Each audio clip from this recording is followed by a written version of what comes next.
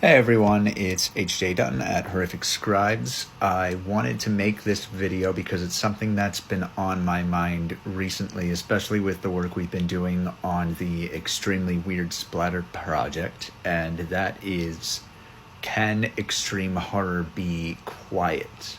Or can quiet horror be extreme? Now, it seems to me like the general consensus of the horror community is no. That these are two very different approaches to horror, two completely different, opposite ends of the tone spectrum, and therefore they can't really mix. The splatterpunk movement of the 80s was originally a rejection of the slow, atmospheric, suggestive horror of the time, a style that we now call quiet horror today. So how could the two possibly coexist? Well, I would like to argue that in some cases they can. I think it really boils down to the way the extremity is implemented. So the first distinction between standard extreme and quiet extreme, let's call it, is in the way in which the extremity rises. Now, in standard extreme, the extremity is a pretty loud affair. It's not trying to be subtle. It's not trying to creep up on the reader. It's making a deliberate effort not to do that. The Girl Next Door by Jack Ketchum, for example. Not going to name any scene there in particular because I think that story is best experienced blind. Quiet extreme, on the other hand, takes the opposite approach. It delivers near or the same level of extremity. However, it does it through the traditional techniques employed by atmospheric horror. I think this is quite feasible through body horror, for one, in which a gradual transformation of the body takes place. Another way that extremity could manifest in quiet horror, and this one's a little harder to achieve because it's more subjective, is through taboo topics. Those topics include things like sexual abuse, sexual assault, incest, necrophilia, violence against children, etc., etc. All of these topics are present in horror that's not extreme. However, what makes extreme horror distinct is the graphic way in which those topics are portrayed. I think an author could approach topics like these with the same level of extremity while maintaining that distinct quiet horror tone. A good example of this is one of our own archived stories, that's Snow Angel by Amy Grech.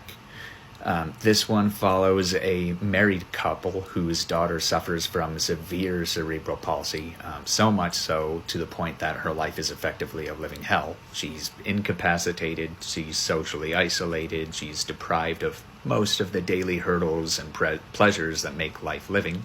So, unwilling to watch their child suffer, the parents make the very difficult decision to end her life.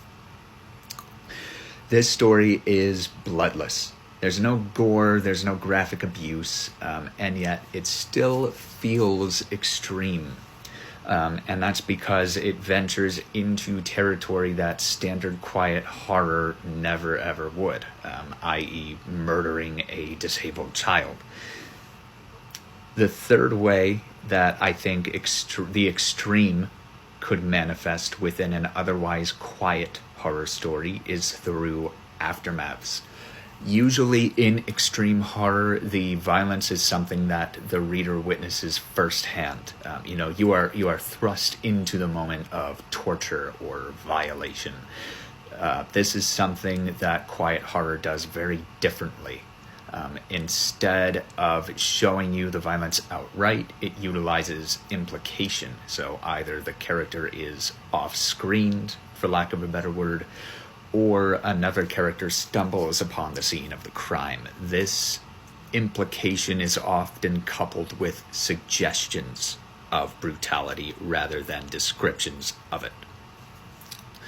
So, if one were to take an extreme approach to this, they could simply describe the specific things done to the bodies within the scene of this aftermath, to an extent that we reach levels considered too graphic for a standard quiet horror story. That way, the tone and pace of the scene remain quiet, but the content is still extreme.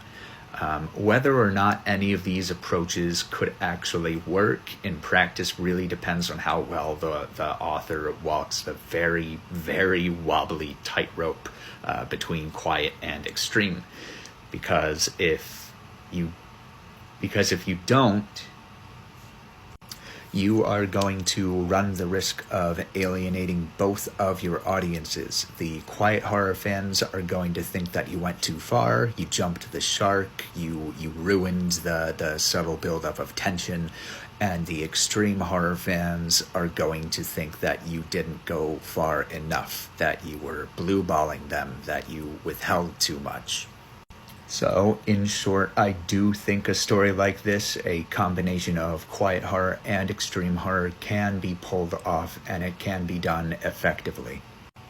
Whether or not an extreme horror like that could succeed in the extreme horror market, that's a completely different story.